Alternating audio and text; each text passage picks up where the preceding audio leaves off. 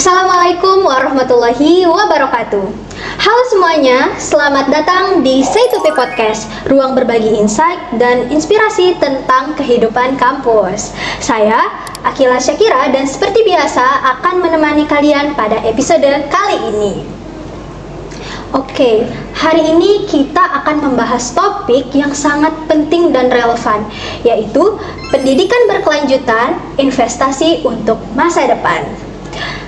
Nah, teman-teman, dalam dunia yang semakin hari ini semakin terus berubah, tentunya pendidikan tidak boleh terhenti hanya di bangku kuliah maupun di bangku sekolah saja. Maka dari itu, yuk kita dalami bersama kenapa sih sepenting itu pendidikan berkelanjutan. Nah, pada episode kali ini tentunya saya tidak sendirian. Saya sudah ditemani oleh seorang narasumber yang pastinya sangat luar biasa dan sangat kompeten di bidang ini. Beliau adalah Bu Ayu Sukresna Windari SIKOM yang akrab dipanggil Bu Ayu. Bu Ayu adalah seorang guru SMK di SMK Nurul Hakim Mataram. Selamat datang Bu Ayu. Oke, mungkin kita bisa mulai ke topik selanjutnya ya Bu ya. Oh ya, sebelum itu pasti teman-teman pada penasaran nih, apa sih backgroundnya Ibu Ayu ini? Beliau adalah seorang guru di SMK Nurul Hakim Mataram dan beliau mengambil pendidikan D3 Broadcasting di Akademi Komunikasi Indonesia yang sekarang sudah berubah menjadi STIKOM, dan beliau mengambil S1 di Sarjana Ilmu Komunikasi. Oke. Langsung saja kita mulai ke topik selanjutnya. Oke Ibu, langsung kita mulai ke topik utama. Pendidikan berkelanjutan seringkali dikaitkan dengan pendidikan sepanjang hayat atau lifelong learning. Artinya belajar ini tidak terhenti setelah kita lulus sekolah atau kuliah. Tetapi terus dilakukan sepanjang hidup. Nah, pertanyaan saya Bu, kira-kira seberapa penting sih pendidikan berkelanjutan ini? Apalagi kita tahu sekarang nih, zamannya udah serba cepat gitu. Menurut Ibu, seberapa penting sih pendidikan berkelanjutan? Kalau menurut saya pribadi ya, itu sangat-sangat penting ya. Sangat penting dan bukan menjadi pilihan lagi sekarang. Pendidikan berkelanjutan itu memang menjadi keharusan untuk nggak hanya sebagai nggak hanya untuk siswa, nggak hanya untuk mahasiswa, tapi semuanya ya. Untuk guru juga, untuk semua profesi juga seharusnya tetap melakukan pendidikan berkelanjutan gitu. Pendidikan berkelanjutan juga penting sebagai investasi diri. Oke, investasi diri ya. Karena kita tahu zaman sekarang ini dunia semakin cepat berubah. Jadi investasi masa depan salah satunya pendidikan berkelanjutan gitu ya Bu ya. Salah satunya juga pentingnya pendidikan berkelanjutan ini untuk menyiapkan kita itu dalam yang seperti yang kita tahu kan tadi perubahan zaman ya, zaman yang semakin cepat dan pesat gitu ya. Perubahan globalisasi, revolusi 4.0, sekarang mungkin udah ke 5.0 ya. Ya, itu udah yang dulunya kita cuman tahu belajar menulis gitu. Sekarang udah nggak perlu nulis lagi, udah ada Google, udah ada ChatGPT, mungkin sekarang malah udah ke AI gitu ya. Gitu juga perkembangan pendidikan berkelanjutan itu juga sangat penting karena menyiapkan kita untuk menghadapi dinamika pasar kerja yang terus berkembang juga gitu. Entah itu di dunia media gitu, pekerjaan media, mengajar pun tetap harus tetap berkembang ya. Misalnya salah satu contohnya mungkin kalau dulu kita mengajar, referensi kita adalah hanya guru. Hanya guru, dan guru mengajar hanya dengan buku, papan tulis, dan kapur. Nah, sekarang itu sudah ada media-media yang terus berkembang. Misalnya dari papan hitam menjadi papan putih, terus naik lagi menjadi proyektor gitu kan, terus berkembang lagi sekarang dari proyektornya sudah ada media-media yang lebih cepat lagi, mungkin yang tanpa sekolah pun udah bisa diakses gitu sama anak-anak murid gitu kan. Nah tapi disitulah tempat peran seorang pengajar itu juga dituntut untuk terus berkembang.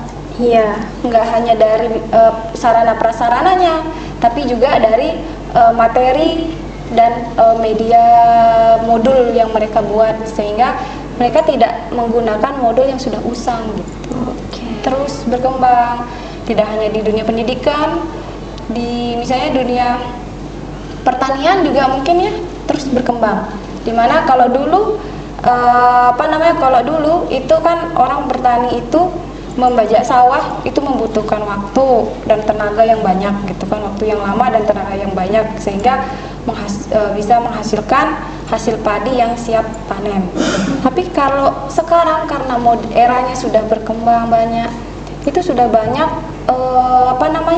pemangkasan gitu, pemangkasan waktu, tenaga yang diganti oleh mesin-mesin, sehingga seorang petani itu juga nggak terlalu mengeluarkan banyak dana untuk membayar orang-orang gitu kan.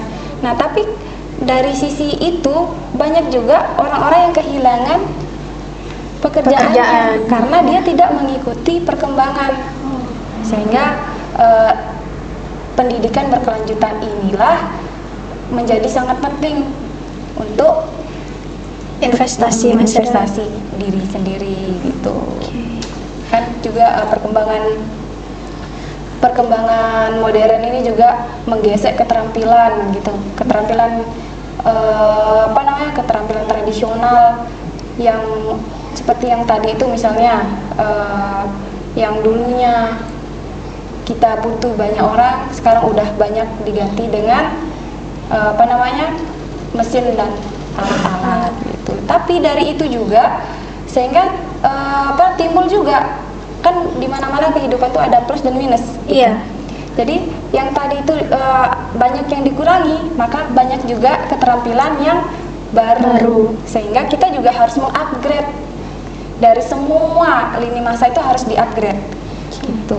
Mungkin dulu kalau di dunia media juga kan, kalau dulu dari media cetak untuk memberikan berita dari media cetak itu kayak koran, berkembang menjadi radio. Yang dulunya orang hobi nulis mungkin, jadi yang di media cetak sisi negatifnya berkurang, tapi sisi positifnya ada lowongan kerja baru di mana membutuhkan mungkin untuk penyiar radio dan lain-lain. Dari radio naik lagi ke TV, dari TV naik lagi ke media maya kayak gitu kan, kayak YouTube, podcast dan lain-lain. Berarti kalau yang saya bisa tangkap nih, pendidikan berkelanjutan ini sangat-sangat penting ya Bu ya, terutama di zaman sekarang yang serba cepat. Dan kalau seandainya kita tidak mengikuti pendidikan berkelanjutan dengan zaman yang sekarang serba cepat ini, pasti akan ketinggalan gitu Bu ya. Oke. Kalau selanjutnya Bu, menurut Ibu nih, kenapa pendidikan berkelanjutan menjadi semakin penting dalam konteks dunia modern pada saat ini? Yang seperti yang tadi saya bilang itu penting banget karena itu kita pertama kan menjadi investasi diri untuk beradaptasi menghadapi era globalisasi atau revolusi 4.0, 5.0 itu. Terus juga menghadapi meningkatkan keterampilan yang tadinya digesek gitu. Keterampilan yang digesek oleh perkembangan media itu sendiri. Terus menghadapi juga dinamika pasar kerja yang terus mungkin terus berkembang, ada keterampilan baru, kinerja baru dan lain-lain kayak gitu. Terus pengembangan diri juga dan lain-lain. Nah Bu, kalau kita bicara konteks Indonesia nih Bu, di mana Indonesia juga sedang menerapkan pendidikan berkelanjutan. Nah, apakah sistem pendidikan kita ini Ibu rasa sudah cukup mendukung pendidikan berkelanjutan atau justru kayaknya ini masih kurang deh? Sebenarnya kalau dibilang sudah cukup itu belum sih, tapi Indonesia juga menurut saya pribadi sudah melaksanakan gitu ya, sudah melaksanakan sistem pendidikan berkelanjutan itu, cuman belum terlalu maksimal. Iya. Gitu. Belum semaksimal mungkin negara-negara yang lebih maju seperti negara Cina, Jepang dan lain-lain kayak gitu kan. Iya. Nah, apa namanya? Kalau untuk pelaksanaan sendiri, saya rasa sudah pemerintah Indonesia itu sudah melakukan gitu ya, udah melaksanakan dimana pendidikan berkelanjutan. Contohnya misalnya pendidikan formal. Iya. Kita bisa bisa mengakses dengan mudah gitu. Mungkin kalau ada yang kurang mampu, ada beberapa pendidikan yang pemerintah sediakan untuk gratis, bantuan-bantuan gitu kan. Terus pendidikan non formal pun sebenarnya udah banyak gitu. Iya. Di mana-mana, tergantung kitanya lagi. Tergantung dari masyarakatnya sendiri gitu, mau bergerak tidak gitu, mencari itu gitu kan. Apalagi pada zaman sekarang kan teknologi semakin berkembang, Bener. jadi tinggal kesadaran diri ya Ibu ya? Iya, kesadaran diri. Terus juga sekarang kan nggak hanya pembelajaran itu secara luring ya, Oh iya. bisa juga secara daring. Banyak sekarang kita lihat kelas-kelas daring di mana itu tuh juga berdampak gitu, secara tidak langsung berdampak untuk pendidikan berkelanjutan kita. Mungkin kita mengikuti pelatihan, webinar, nggak harus ke lokasi, tapi bisa melalui daring atau nge-zoom kayak gitu. Justru itu semakin mempermudah ya Ibu ya? Iya. Oke.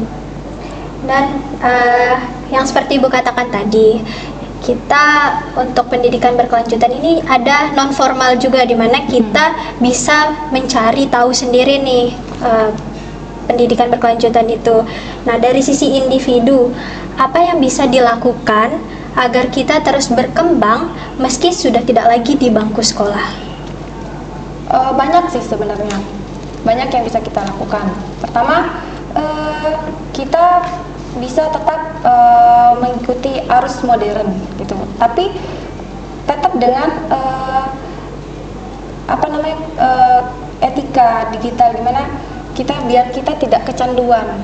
Kecanduan itu lagi, karena iya. kan semakin pesat era ini cepat berkembang, di mana ada sisi positif, di situ juga ada sisi negatifnya gitu. Dengan cara, bagaimana caranya? Dengan cara pertama, mungkin kalau kita mau ambil sisi positifnya, kita bisa mengikuti pelatihan-pelatihan. Gimana cara nyari pelatihan-pelatihan? Banyak. Sekarang bisa kita cari di media, banyak banget. Saya di Instagram sudah ada, di platform-platform juga sudah ada gitu.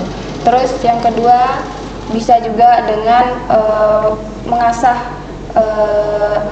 skill kita, upskilling dan reskilling lagi, mungkin ikut dengan komunitas-komunitas, tapi yang komunitasnya yang jelas mendapatkan impact gitu. Misalnya komunitas-komunitas yang memang menambah ilmu, menambah wawasan gitu, nggak hanya senang-senang gitu. Terus workshop tadi udah ya, mengikuti workshop, atau juga mungkin bisa melanjutkan ke pendidikan selanjutnya. Misalnya tadi kan ada SD, terus SMP, SMA, bisa juga lanjut ke kuliah S1, kalau bisa lanjut ke selanjutnya, terus gitu. Kursus juga bisa.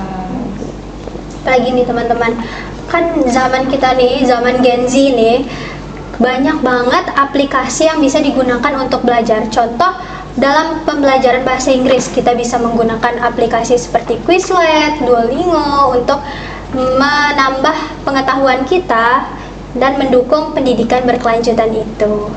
Jadi, nggak ada alasan untuk berhenti dalam meraih pendidikan. Oke. Dan Bu, bagaimana peran institusi pendidikan tinggi serta dunia kerja dalam mendukung pendidikan berkelanjutan? Peran dunia kerja ya dalam mendukung pendidikan berkelanjutan. Gimana ya?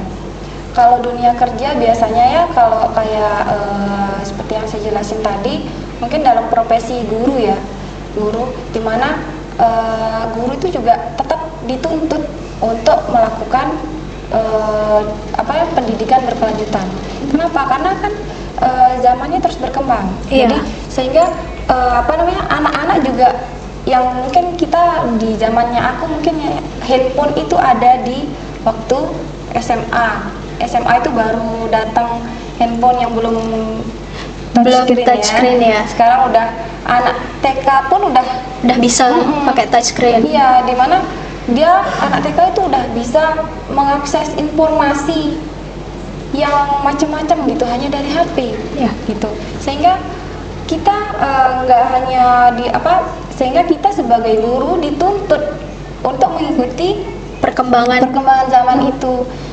Terus disitulah kita dituntut untuk terus berpendidikan berkelanjutan. Oke. Mungkin yang tadi itu sebagai pertanyaan terakhir ya Ibu ya. Udah luar biasa sekali dari diskusi ini kita jadi tahu Bu tentang pendidikan itu tidak boleh terhenti pada saat bangku kuliah atau sekolah saja. Nah, pendidikan itu terus berlanjut sampai sepanjang hayat. Dengan cara apa? Banyak, dengan cara teknologi. Pada zaman ini kan berkembang nih. Nah, bisa digunakan untuk alat mendukung pendidikan berkelanjutan.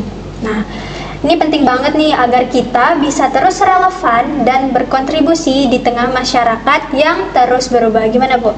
Benar. Nah, sebelum saya tutup, Ibu, terima kasih untuk bincang-bincang kita, Ibu. Sangat seru sekali. Dan sebelum saya tutup, saya ingin mengingatkan satu hal penting nih teman-teman. Buat teman-teman semua, saya tidak bosan-bosan untuk mengingatkan, jauhi narkoba. Narkoba hanya akan merusak masa depan kita. Yuk, jaga diri, fokus pada pendidikan, dan raih cita-cita kalian. Oke, saya Akila Syakira sebagai host pamit undur diri. Sampai jumpa di episode berikutnya. Assalamualaikum warahmatullahi wabarakatuh.